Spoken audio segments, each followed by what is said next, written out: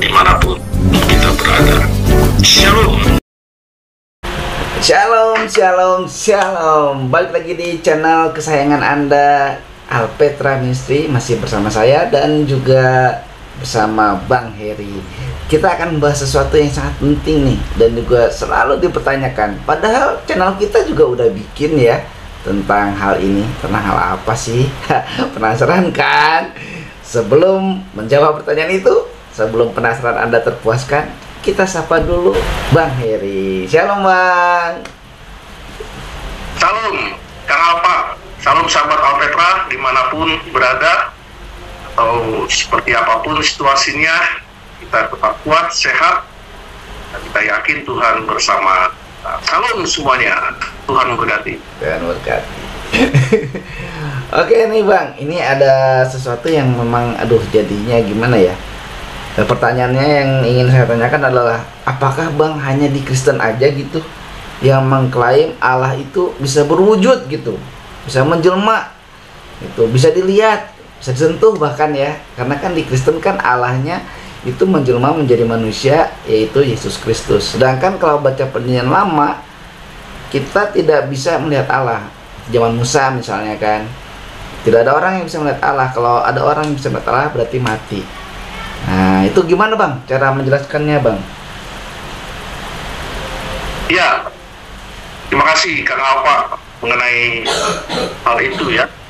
Sahabat Alpetra, kita ketahui ada banyak tradisi di negara-negara kuno ya, seperti Yunani ya, yang juga memiliki mitologi yang tidak sedikit tentang dewa ya, Tuhan atau Allah ya.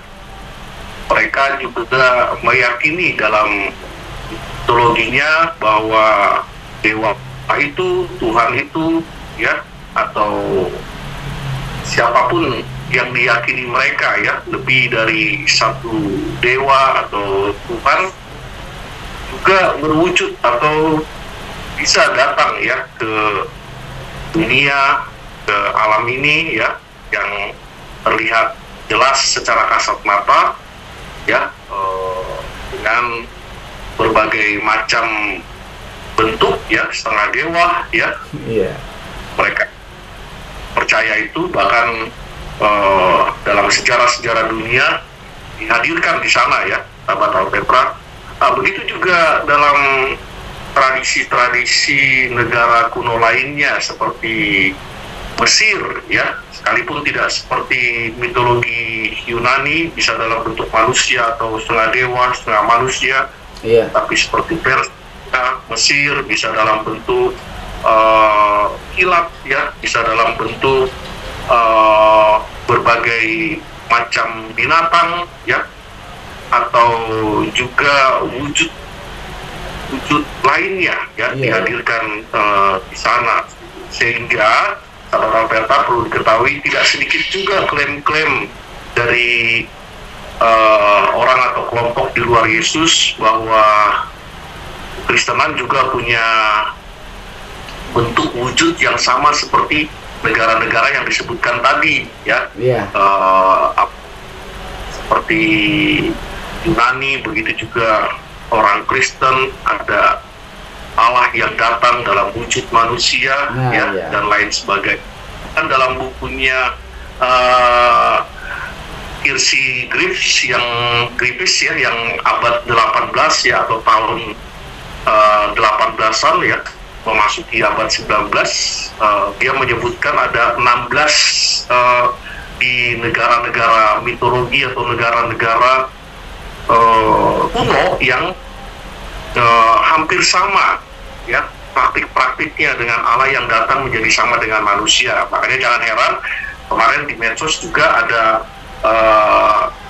lainnya yang mengklaim Yesus seperti bangsa di Persia, bangsa di Meksiko, bangsa di Yunani, bangsa kuno lainnya, yang dimana Allahnya berwujud manusia, lalu punya murid 12, lalu punya kemampuan mengadakan demonstrasi mujizat sampai kepada penyaliban. Nah itu propaganda propaganda ya, atau konspirasi. Iya. Ya, Graves, kalau kita lihat di Google ya, Kenny Graves itu seorang rasionalis, seorang ateis. Masa itu diyakini atau dipercaya ya?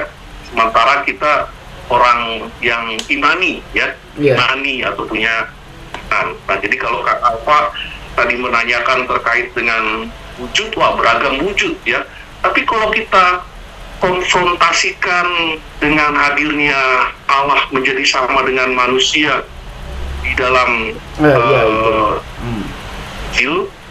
tentang Allah yang datang itu, ya banyak bukti-bukti dihadirkan di sana ya, bukti dari sejak yang seperti Plautius ya, seperti Pliny juga atau Pliny dari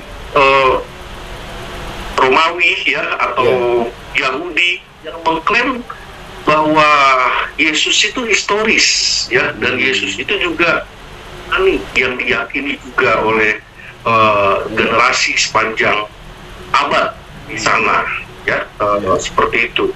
Jadi kalau memang sahabat Alperta ingin memastikan ada banyak bukti-bukti tertulis ya, yang di museum di Mesir, yang dimuseumkan di Prancis ya, atau di Turki ya, tentang Yesus ya. Bahkan mereka juga mengakui ucapan-ucapan Yesus bahwa dia datang dari sana ya.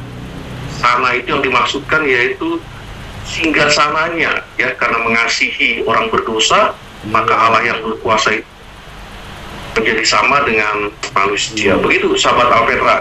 Apa? Iya, jadi itu tadi ya, kata kuncinya itu bahwa Allah menjadi sama dengan manusia. Nah, tapi bukan berarti kalau dibilang sama dengan manusia, bukan berarti Allahnya berarti tidak ada ya Bang ya. Allah tetap Allah, dan itu adalah sebagai penjelmaannya sebagai manusia gitu. Nah, berarti ini udah menjelaskan keberadaan wujud Allah itu sendiri ya Pak. Nah Bang, selanjutnya kalau nama Allah dalam Kristen itu kan banyak nih Bang ya. Ada yang misalnya bilangnya Yehova, YHWH yang nggak boleh disebut katanya malahan.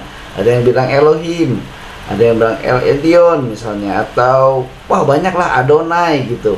Lalu di Perjanjian Baru tiba-tiba menjadi Yesus Kristus. Nah, ini gimana Bang? Nama Allah di dalam kekristenan itu gimana Bang? Ya, baik saudara Alfa dan sahabat Petra ya, nama-nama Allah banyak di Alkitab, atau Alkitab banjir nama-nama Allah di sana ya. Iya. Ini sudah disebut oleh Kang Alfa ya, El Shaddai ya, atau Jehovah Rapha ya, dan lain sebagainya ya. Perjanjian Baru Yesus atas kabar ketika malaikat diminta mengunjungi ya Yusuf, Maria, dan beri nama Yesus ya, berdasarkan namanya berarti menyelamatkan atau juru selamat. Jadi suami istri ini atau yang akan bakal menjadi suami istri tunangan ini mengikuti apa yang ditetapkan ya oleh malaikat itu, supaya diberi nama Yesus ya, karena itu nama yang pantas untuk penjelmaan ya, nama yang tepat untuk menjadi sama dengan manusia karena sesuai namanya menyelamatkan, seperti itu. Dan nama ini juga sudah dinubuatkan oleh Nabi ya, yaitu Yesaya pasal 7 ayat 14 ya, Immanuel, yang artinya Allah dekat ya, begitu close dengan sahabat Alpetra, dengan manusia berdosa, dengan kita ya. In berarti dekat, El berarti Allah yang dekat, begitu ya, Immanuel yang dekat. Dan yang dekat itu siapa? Yaitulah Allah yang mau menyelamatkan, Allah yang sudah datang mau menyelamatkan ya. Maka makanya diberi nama Yesus, ya, seperti itu. Nama yang tepat untuk dekat dengan manusia, ya, di era itu. Bahkan setelah bangkit naik ke surga, nama itu juga dekat dengan kita yang mengimani Dia sebagai Tuhan Juru Selamat satu-satunya. Ketika kita atau sahabat dalam keadaan putus asa, ya, atau kecewa, bukti Dia dekat ada di hati kita karena kita pernah membuka Dia masuk ke dalam hatinya. Itu bukti Immanuel, ya. Selain Dia Allah yang transenden, jauh, apakah Dia terus, ya? Nah, tapi Dia juga Allah yang dekat. Nah, begitu sahabat Alpetra, ya. Itu Allah yang transenden dan imanen kan ya Bang. Nah, jadi pertanyaannya, Allah itu di mana, Bang? Ya, Allah itu karena berdasarkan sifatnya, Dia adalah Allah yang maha hadir, omnipresent, dalam bahasa Latin. Dia juga Allah yang omniscient, ya, Allah yang maha tahu. Dia juga Allah yang tidak berubah, ya, atau immutable, ya. Kemarin saya mendengar di medsos, kalau memang Allah itu maha kuasa, Allah bisa nggak dari setan? Nah, kan, ya itu ya yang kemarin ya. Allah tidak menjadi setan. Mau jadi apa saja Allah bisa, tetapi Alkitab tidak pernah menyebutkan bahwa Dia menjadi setan, bahwa Dia bisa melakukan apa yang kita pikirkan secara alam terbatas pikiran kita ini. Karena Allah itu Ibrani 13 ayat 8, dulu sekarang selalu, ya, Allah itu tidak berubah. Kata Alkitab Allah itu datang menjadi sama dengan manusia, itulah laporan. Makanya Allah menjadi sama dengan manusia dalam tinggal di tengah-tengah kita, dan itu Yesus, ya, bukan setan, ya kan? Dan Allah, ya, karena ingin menyamakan Allah, akhirnya menjadi setan. Nah, tadi yang ditanyakan Kang Alfa kepada kita, ya, apakah sedekat layaknya orang tua dengan kita? Ya, begitulah Allah hadir, dekat, ya, sehingga hanya di dalam kekristenan atau dalam Alkitab kita menyapa Allah apa? Bapa. Waduh, luar biasa kan? Saking dekatnya ya sama Allah, jadi barat orang tua dengan anaknya, ya, Bapa. Nah, seperti itu kan? Saya memohon, seperti itu. Close kan? Immanuel kan, dekat. Nah, begitu juga kalau tadi Kak Alfa menanyakan bagaimana kehadirannya. Oh, Allah omnipresent, Allah maha hadir, ya, namanya juga present, di mana pun hadir. Ada nyanyiannya di sahabat Alpetra, ya, di sini kau ada, di sana kau ada, ya, dan dimanapun juga Allah itu ada. Nah, begitu ya. Apakah Allah di toilet juga ada? Ada, ya. Apakah dengan toilet yang bau yang tidak pantas mengurangi identitas Allah atau wibawa Allah? Oh, tidak, ya. Allah yang maha kudus. Nah, jadi bagus tuh pertanyaan tadi Kang Alfa, ya, buat kita semua sahabat Alpetra. Allah maha, termasuk waktu kita sakit, waktu kita putus asa, ya, waktu kita sendiri, Allah tetap ada dan hadir di dalam hidup kita. Di mana Allah itu? Di hati kita. Dan kita pernah undang untuk masuk. Kalau undang, apakah keluar lagi Allah itu? Tidak. Allah tetap stay di dalam hati dan hidup sahabat Alpetra, ya, bukan keluar masuk Allah itu, ya, atau panggil dengan cara yang tidak pantas, tidak wajar, ya. Allah itu ada di dalam hati sahabat Alpetra. Iya bang, wah ini jadi jelas sekali ya sahabat Alpetra nih. Nah pertanyaan selanjutnya nih ya bang, kan suka di gereja ya, suka kita dengar, oh Allah kita Yehova Rafa, Yehova Jireh, Yehova Sidkenu. Wah itu apa sih bang? Artinya bang kayak gitu-gitu? Ya, di era modern ini atau peribadatan modern, seringkali orang Kristen menyapanya dengan menggunakan bahasa Ibrani, mungkin biar tren atau keren gitu ya. Ya, kalau kita memanggilnya Jehovah Rafa, Jehovah Nisi ya, atau lain sebagainya istilah Ibrani yang ada dalam Perjanjian Lama, Iya. ya tren aja sih sebenarnya ya. Seperti itu kan dalam bahasa Perjanjian Lama yang ditulis Ibrani ya, dalam bahasa Ibrani ya, seperti itu. Sebenarnya cukuplah bahasa Indonesia ya, seperti itu. Allah senang kok adanya ya, nggak harus dengan bahasa Ibrani, bahasa Yunani ya. Kasihan orang jadi Kristen dia nggak ngerti apa-apa gitu ya. Sampaikan aja pujian itu langsung ke terjemahannya aja. Kaulah Allah yang Maha Kuasa ya, Panji-Panji ya, gitu ya. Kaulah Pak Penyembuh, Jehovah Rafa, Panji-Panji, Jehovah Nisi dan lain sebagainya ya. Saya sih lebih setuju aja lah, karena kita kan nggak tahu di sebelah kita itu orang yang baru bertobat, mengaku dosa, buat dia asing ini bahasa apa, begitu kan. Yang orang Sunda juga, ini bahasa apa? Nggak ada kan dalam bahasa Sunda ya. Iya. Gitu makanya. Jadi nggak akan menghilangkan kedekatan kita dengan Tuhan. Atau yang kedua, Tuhan tidak tuli ya ketika kita dipanggil dengan bahasa yang Ibrani. Di samping itu juga kita bukan orang Yahudi, kita orang Indonesia, Indonesia. Iya.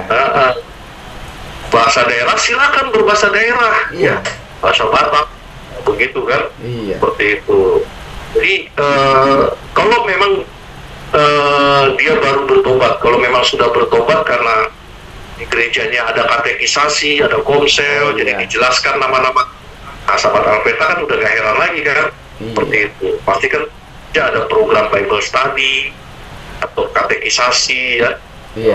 Sana dijelaskan oleh pemimpin-pemimpin gereja nama-nama Allah itu. Nah, tadi seperti yang ditanya Kang Alfa ya, kenapa bisa menjadi Yesus Kristus ya? Ya karena Allah sendiri yang mengatakan ya, dari artinya juru selamat ya, dan memang di Perjanjian Baru Allah hadir untuk menyelamatkan sesuai dengan janjinya waktu manusia dalam dosa itu. Iya. Ya, lalu janji saat ini juga aku akan membuat ya seperti itu. Wah, melalui keturunan perempuan ini aku berjanji ya, begitu kan, pasal 3 ayat 15 Kejadian. Nanti Perjanjian Baru Allah itu udah datang ya, jadi nama yang tepat untuk Allah yang datang menjadi sama dengan manusia itu yaitu Yesus. Yesus adalah Allah. Yesus tidak berdosa. Yesus berkuasa. Itu sahabat Petra. Jadi namanya Yesus ya. Itu kan tradisi Israel waktu mau perang dengan bangsa lain dia pakai istilah Yehova Nisi ya, seperti itu.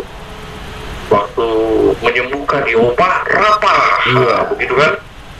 Itu sahabat Petra. Nanti ada pembahasan khusus lah di podcast kita tentang nama-nama itu. Oh iya. Itu kan Kak. Iya. Iya bang, iya bang. Nanti kita khususkan lah ya, karena kan sekarang ini juga ada tuh yang bilang Bapak Yahweh. Waduh, kan itulah. Jadi kenapa saya tanyain hal ini? Ya banyak hal ya, baik dalam gereja maupun luar gereja meragukan atau mungkin ingin tahu ya Allah yang dimaksudkan ini siapa ya. Belum lagi nanti ada tentang Tritunggal lah atau Wanes lah. Ya, tapi kita nggak bahas itu dulu hari ini. Nah, ini bang, satu lagi ini bang. Benarkah Yesus katanya diangkat jadi Allah pada konsili Nisea? Itu gimana itu bang? Nah, memang itu sering kita dengar ya. Itu saya kira ngawur sekali ya. Tuhan Yesus di Injil Yohanes sudah menyebutkan sebelum Abraham, pasal 8 ya, Yohanes pasal 8 dirinya sudah ada. Iya. Ya, seperti bahkan pasal 10 ayat 30 Injil yang sama Yohanes, dia dan Bapa adalah satu, ya. Iya. Tulisan Paulus dalam Efesus 2 ayat 20 menyebutkan setiap yang dia tulis bertolak pada Yesus Kristus. Jadi keliru orang mengatakan bahwa Paulus lah yang menjadi Tuhannya orang Kristen sekarang atau karena Paulus. Padahal Paulus dalam Efesus 2 ayat 20 semua tulisannya bertolak Yesus sebagai batu penjuru seperti itu. Iya. Ya. Apakah tahun 325 ya Kanseli Nisea tahun 451 tentang kristologi di sana dipersoalkan juga ya, dan lain sebagainya. Ya, itu hasil rumusan-rumusan para bapak-bapak gereja ya. Seperti itu. Setuju, ada yang tidak dan lain sebagainya. Ya, karena apa yang sudah dirumuskan oleh Paulus bisa berkembang, bisa bergeser oleh bapak-bapak gereja yang mungkin tidak ada hubungannya dengan rasul-rasul, ya. Tapi kalau murid rasul, pasti mereka taat dengan tulisan rasul, gitu ya. Misalnya murid ya Klemen dari Roma ya, Petrus punya murid Klemen dari Antioquia ya, seperti itu, atau punya murid Polikarpus ya, atau Irianus dan lain sebagainya.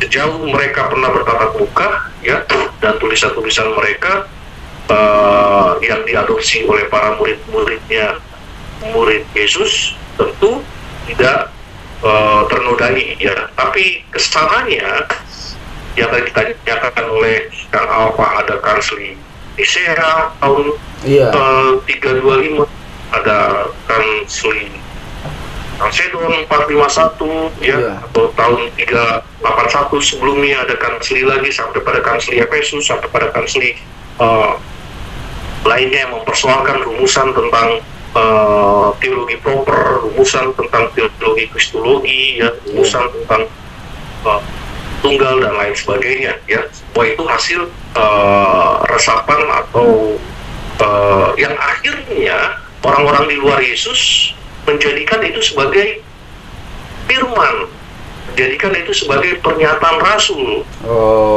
Paulus ya, padahal tidak ya. Yang betul teologia atau pemahaman Paulus tentang juru selamat, tentang Kristus, tentang dosa, atau pemahaman Petrus ya, pemahaman Yohanes tentang kristologi dan lain sebagainya, semua dituliskan di dalam Alkitab ya. Paulus dan 13 suratnya, itulah pemahaman dia atau teologi dia atau pemikiran dia tentang Yesus Kristus dan seterusnya. Dan siapa Yesus adalah rasul, siapa angkat dia rasul? Tuhan Yesus sendiri ya. Dan bagaimana cara berpikirnya? Seperti yang saya bilang tadi di Efesus 2 ayat 20, semua tulisan dia, baik nabi maupun rasul, bertolak pada Yesus sebagai batu penjuru. Masa iya mereka ya khilaf, bahkan sotoy menyebutnya bahwa orang era sekarang ikutin teologianya atau imannya Paulus, padahal jelas-jelas Paulus beriman kepada Yesus sebagai batu penjuru, dan kita pun Kristen di era sekarang beriman kepada Kristus sebagai batu penjuru. Jadi tidak pernah disahkannya itu kalau kita melihat pasal Injil Yohanes pasal 6 ayat 26 sampai 27 ya, di dalam dia ya diberikan kewenangan. Injil Yohanes menyebutnya begitu ya. Nah, di dalam pasal 8 ya, karena Injil Yohanes banyak menyebutkan tentang identitas Yesus, Iya, iya. sang Tuhan itu. Nah, teman-teman ya, sahabat Alpetra.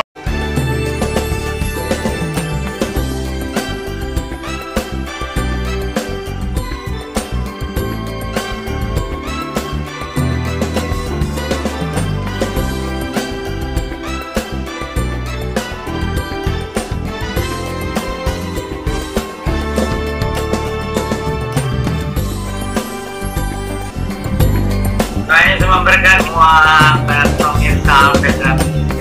Tuhan Yesus berkati sahabat Alpetra dimanapun kita berada. Shalom. Ini saya dengar, sekalipun dengan kasus-kasus lain, ya, terjadi mishermeneutis, ya, atau NIR, ya, hermeneutik, artinya tanpa penafsiran, ya, Iya. atau sebut dan lain sebagainya seperti itu. Tapi yang ingin saya katakan begini, Kak Alfa dan sahabat Alpetra, Alkitab kita unik, ya, karena berisi sastra-sastra, ya, atau genre-genre, ya. Teman-teman kalau nonton film nih, genrenya sukanya apa? Romantis kah, action kah, kriminal kah, ya, atau Broadway kah, ya, dan lain sebagainya. Apa itu juga di dalam kitab. Ada genre puisi, ada genre sastra, ada genre histori, sejarah, ada genre tentang narasi, ya, Injil, ya, dan lain sebagainya. Seperti itu. Begitu juga ketika Injil Yohanes menyebutnya istilah anak Allah. Iya. Nah ini karena Alkitab kita unik, sementara ada orang yang mengkritisi Alkitab dan orang yang mengkritisi ini adalah di luar Yesus atau yang tidak paham tentang genre-genre di Alkitab, ya, ya, padahal di film aja ada genre, ya. Saya suka menonton film, itu ada genre. Oh, Genrenya iya, itu iya. saya suka kriminal, ada lagi genre dokumenter. Oh. Seperti itu. Saya sih merasa yakin, ya, di luar Alkitab, ya, mungkin nggak seperti Alkitab yang banyak macam kekayaan sastra, kesusastraan. Nah jadi wajar aja, namanya tadi kenapa anak atau tangga itu, ya. Iya, Seperti anak tangga itu. berarti artinya tangga dong. Kan Yesus anak Allah. Yesus itu Allah. Jadi Ya, kalau anak Allah berarti Allah gitu. Kan Yesus Allah. iya. Gitu. Padahal di Alkitab tidak berarti atau bukan berarti pengertian anak Allah bicara Allah punya pasangan, kan begitu, ya, atau Iya. punya couple, ya, atau istri. Iya. Lalu muncullah anaknya, ya. Iya. Seperti terlalu naif sekali cara berpikirnya, ya. Jadi itu sebabnya kata Alkitab harus dilahirkan kembali dulu sehingga Nikodemus bisa paham Nah, iya. apa itu Allah. Kan itu bicara Iya. tentang anak Allah nih pasti, ya kan? Iya. Ya kan? Karena begitu besar kasih Allah pada dunia ini sehingga dia mengaruniakan anak yang tunggal. Nah itu kan anak Allah, ya. Lalu di pasal lainnya, ya, atau satu pasal itu ada peristiwa Nikodemus, kan, Iya. ya kan? Nikodemus sebut ke Tuhan Yesus, gak mungkin saya dilahirkan kembali karena saya masa masuk lagi ke kandungan perut mama saya, Iya. ya usianya sudah lanjut. Nah itu kan cara berpikir yang lucu, ya, seperti Iya, itu. iya. Padahal Yesus bicara, kamu harus dilahirkan kembali dari air dan roh. Iya. Tuhan Yesus bicara tentang perbuatan, ya, dan dia dibaptiskan oleh Roh Kudus, ya, Iya, iya. dilahirkan kembali, berarti masuk ke dalam kandungan maminya. Gak cara orang yang berpikir di era modern ini Iya. tentang Tritunggu, tentang anak Allah, tentang Yesus berdoa kepada Bapaknya, tahu ya Kang apa ya, itu kan Iya, rame iya. juga kan. Iya. Dia nggak tahu isi Alkitab itu kaya dengan kesusastraannya, dan bukan berarti bicara secara harfiah, Iya, iya. secara literal. ya kan? Iya, iya. Seperti itu. Ya, biarkan aja lah ya. Apa ada sebutan-sebutan atau pemikiran-pemikiran demikian ya. Karena kita juga menjelaskannya sulit, ya. Karena cara pandangnya juga tentang Alkitab sebatas, ya, literal, harafiah, ya. Padahal dia suka nonton film. Misalkan mereka yang mau murah begitu ya, sahabat Petra. Begitu Kang Alfa. Ya, tapi memang seringkali ya, mungkin juga sumbernya ya seperti Abang pernah jelaskan di video sebelumnya, dia memakai sumber yang seolah-olah itu sumber Kristen gitu. Misalnya dia nunjukin Alkitabnya ini ya, terjemahannya ini ya, mungkin Abang nggak punya, ini saya punya nih terjemahannya ini. Padahal itu kan lebih ya seperti Abang bilang, lebih percaya kepada apa literatur yang memang sesat gitu. Ya kan, saya juga punya banyak Alkitab di sini sama kan. Ini ada Alkitab ini yang dipersoalkan gitu. Saya juga punya ini kan, kitab suci Injil Isa Al-Masih. Isa Al-Masih aja jadi bahan perdebatan kan gitu. Wah, ini luar biasa sekali ya. Tentang Tuhan kita, Tuhan Yesus Kristus itu luar biasa sekali ya. Sampai menjadi apa perdebatan lah atau pembuktian gitu. Ada pembuktian gitu. Apalagi Abang bukunya lebih banyak, lebih ini masih juga masa enggak itulah, makanya cari buku-buku yang berbobot ya. Misalnya cari buku teologi komprehensifnya Pendeta Yan Antoni di toko buku, atau cari buku kalau mau pikir khotbah, cari buku homiletika yang ditulis oleh Bang Heri ya di Shopee ya Bang ya. Nah, kalau mau tahu naskah aslinya gimana sih ini Taurat segala macam, cari juga bukunya naskah Qumran yang ditulis oleh Bang Heri juga. Iya. Gitu. Iya, iya. Iklan ya Bang. Kita ini kan senang sekali menghubungkan, bahkan membandingkan dengan dokumen-dokumen yang oleh orang Kristen yang beriman kepada Kristus dan Alkitab adalah satu-satunya firman Tuhan itu. Tentu kita menolak dokumen-dokumen itu ya, karena dokumen itu ditulis oleh kelompok liberal. Orang Kristen itu menolak Yesus sebagai anak Allah. Itu orang Kristen juga. Ya. Gitu. Banyak liberal-liberal yang mengatakan, misalkan ramai sekali disebut Injil Matius pasal 28 perikop terakhir itu empty atau kosong atau tidak pernah ada. Itu kan menurut orang liberal, apalagi abad 18 seperti Horst dan Voss ya. Mereka cendekiawan atau seorang akademisi dari Cambridge ya, di abad itu mereka menghilangkan lebih 5.000 kata ya, lebih 5.000 kata. Nah, mereka memakai literatur itu ya. Ini kosong nih, benar lah, iyalah udah dipotong sama orang liberal ya kan. Begitu. Nah, tapi kan kita nggak pakai itu, kita pakai yang ori. Nah, begitu kan, ori itu sudah menjadi transmisi ya, dari bahan ke terjemahan seperti itu. Kalau perjanjian lama memakai terjemahan dalam proses Masoret Text ya, abad pertama, atau disebut MT ya untuk perjanjian lama. Kalau perjanjian baru TR ya, Textus Receptus tahun 1511 yang ditulis oleh Desiderius Erasmus. Nah, itu sebabnya King James memakai itu sebagai rekomen yang ada di tangan kita ya, terjemahan King James, kata Petra. Juga Martin Luther juga memakai atau mengacu pada terjemahan untuk perjanjian barunya ya, Textus Receptus. Dan itu ada banyak terjemahan-terjemahan lagi yang ngawur, yang lebih, yang kurang, yang dipangkas. Apalagi setelah 11 rasionalis masuk, ateis masuk, ya, pemikir modern masuk, berkembang. Tadi saya sebut ada dua cendekiawan dari Cambridge, ya, Post dan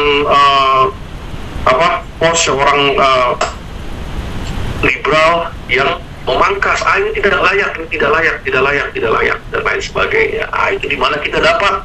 Kalau kita masuk ke dalam sekolah-sekolah tinggi teologi, belajar selama 5 tahun, 4 tahun paling cepat, lalu kita bisa memahami. Nah, sementara mereka yang nyebut-nyebut di medsos itu ya karena gak belajar, semua dicampur, ya, campur kodek Sinaiticus, dicampur lagi kodek Vatikanus abad ketiga dan abad kelima, yang sebenarnya itu hasil pangkas-pangkas, ya. Nah, itu karena mereka gak paham, karena senang menyerang, tapi dodol, ya kan, tidak tahu latar belakangnya. Nah, kalau orang Kristen yang percaya pada Alkitab yang adalah firman Allah satu-satunya dan sepenuhnya itu, ya, yang sekarang ada di tangan kita. Begitu Kang Alfa dan sahabat Alpetra, ya. Kalau kita mau bahas kan panjang sekali, kan kita fokusnya tentang tema kita tadi yang disebut Kang Alfa, yaitu tentang alam. Iya. Jadi ya 20 tahun yang lalu ya Bang, sempat ramai ya dibicarakan tentang nama Allah ya Bang.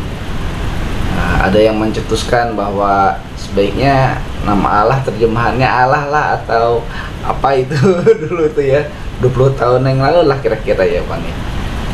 Dan pada kenyataannya Alkitab cuma terjemahannya aja.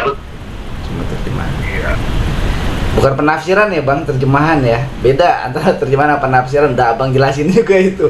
Silakan nonton tuh sahabat Alpetra videonya.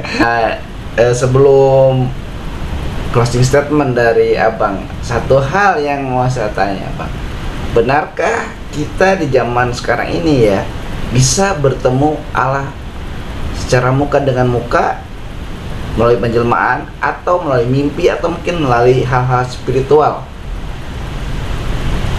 Ya, baik nih pertanyaannya ya, menarik.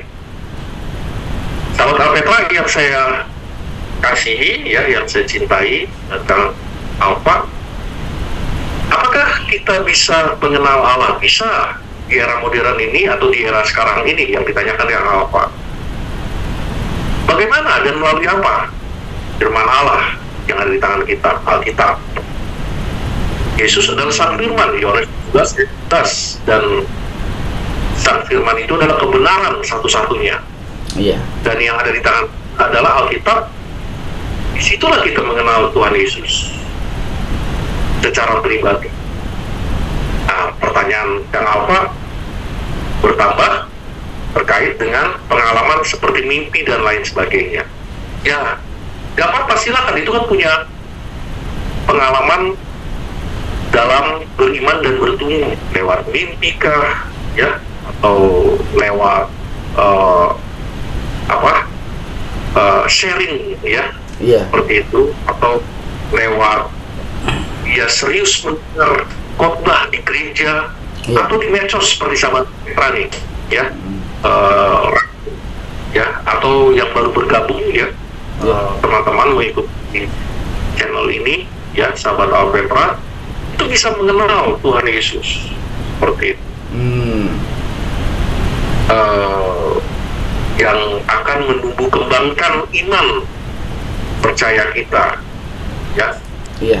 Tapi lebih baik menurut saya lewat Alkitab yang kita baca. Ya. Tidak mengerti, tanya ke pendetanya. Jadi mana sahabat Alpetra join atau bergabung menjadi anggota. Ya. Jangan bertanya kepada orang yang menurut kita tidak pas dan tidak tepat, nanti bisa bergeser iman kita.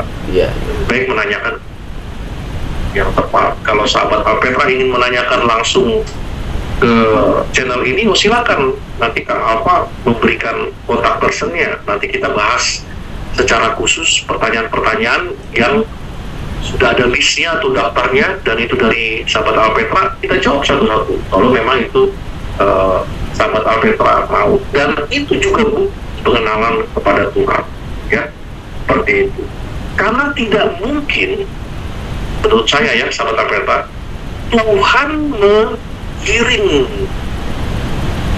ya orang yang mengasihinya atau orang yang menerimanya sebagai Tuhan Juru Selamat ke pengajaran yang menyesatkan. Seperti yang saya katakan tempo lalu, tidak mungkin Tuhan menetapkan dosa, tidak mungkin Tuhan menggiring ya umat yang menerima dia sebagai Tuhan atau beriman kepadanya kepada pengajaran yang merugikan, menyesatkan, bahkan tidak common sense atau tidak masuk akal sehat, gitu ya, sahabat Alpetra.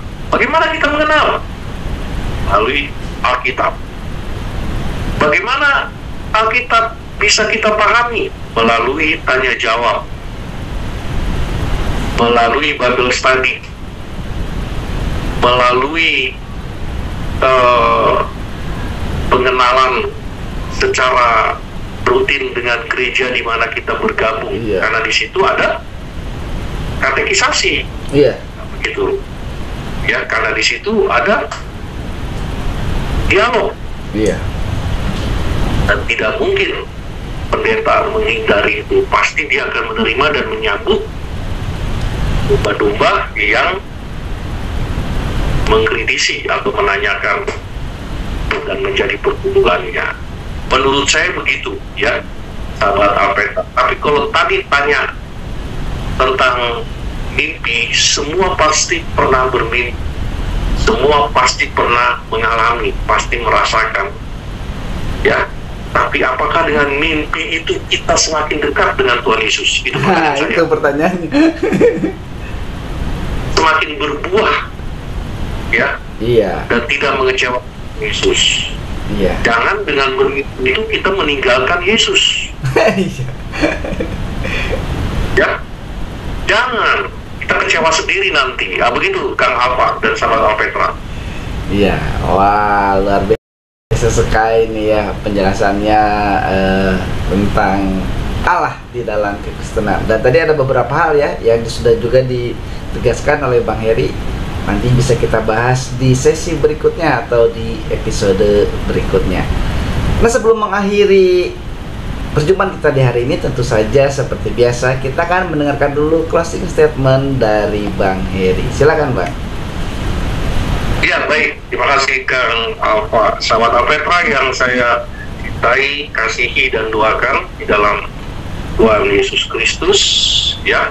Dalam iman Kristen atau iman percaya kita menyembah Allah yang esa ya, bukan politeis tapi monoteis. Tetapi Allah yang monoteis itu adalah Allah yang di dalam dirinya memiliki 3 pribadi ya, atau yang kita sebut dengan Tritunggal ya. Sekalipun kita mungkin sulit memahami itu ya, tetapi 3 pribadi itu, yaitu Bapa, Putra, dan Roh Kudus, kita rasakan dalam kehidupan kita. Begitu kan, sahabat Alpetra? Allah di dalam iman Kristen adalah Allah yang esa, Allah yang tunggal, Allah yang memiliki 3 pribadi, yaitu Bapa, Putra, dan Roh. Seperti yang Tuhan Yesus katakan di dalam Alkitab, di rumahku ya, tempat aku kesana banyak tempat tinggal, dan dia sedang menyediakan di sana. Dan selama kita di bumi, Roh Kudus yang ada di hati kita, di hidup kita, menghibur sampai kita menantikan kedatangan Yesus Tuhan yang kedua kali. Roh Kudus yang diutus Tuhan Yesus ya, memberikan kepada kita penghiburan, kekuatan, dan juga penginsafan akan dosa. Sahabat Alpeta yang saya kasih dalam Tuhan Yesus Kristus ya, kita bersyukur bahwa sampai saat ini Iman kita bertumbuh karena Allah Tritunggal itu yang ada di dalam hati kita. Terima kasih, sahabat Alpetra. Tuhan Yesus memberkati. Terima kasih Bang atas penjelasannya, dan terima kasih sahabat Alpetra yang sudah subscribe, like, komen, dan share channel kita ya. Buat sahabat Alpetra yang senang dengan channel kami dan sudah subscribe, terima kasih. Yang belum subscribe ya, dan juga bagikan kepada teman, saudara, sahabat semua yang Anda kenal. Baik, terima kasih Bang sekali lagi. Tuhan Yesus memberkati dan sampai jumpa di episode berikutnya sahabat Alpetra. Shalom. Tuhan Yesus memberkati. Shalom. Jalan terus, beli pilus. Kalau kamu serius, pinjamlah 100.